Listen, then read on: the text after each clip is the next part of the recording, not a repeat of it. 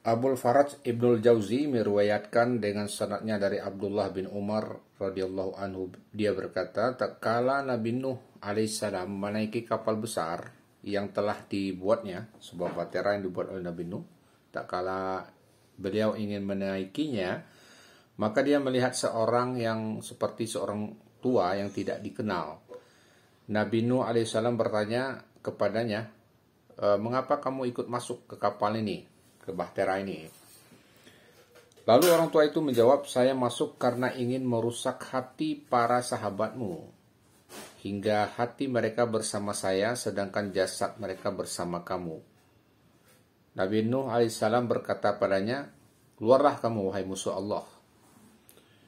Jadi orang tua ini sebenarnya adalah penjelmaan daripada iblis laknatullah.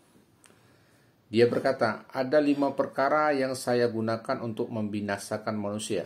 Ada 5 perkara yang saya gunakan untuk membinasakan manusia.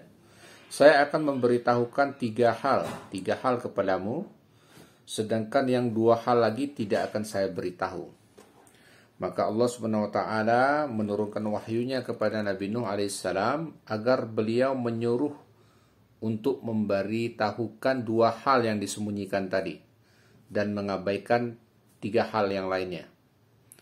Iblis pun berkata, dengan 2 perkara inilah, dengan 2 hal inilah saya dapat membinasakan umat manusia. Apakah itu? Yang pertama, hasad. Hasad ini dengki ya, iri dengki. Dan yang kedua adalah rakus atau tamak serakah.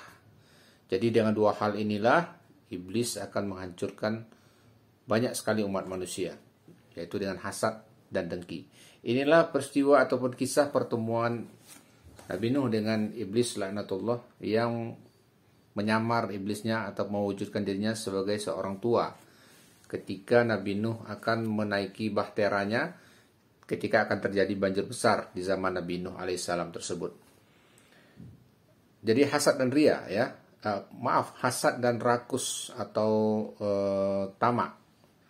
Karena hasad saya dilaknat, kata iblis tadi ya, karena hasad saya dilaknat dan dijadikan sebagai syaitan yang terkutuk. Sedangkan karena sifat rakus, saya menyuruh Adam alaihissalam untuk memakan semua isi surga tanpa terkecuali, termasuk buah khuldi yang dilarang oleh Allah Subhanahu wa taala. Dan saya berhasil mendapatkan keinginan saya darinya sehingga dia pun dikeluarkan dari surga.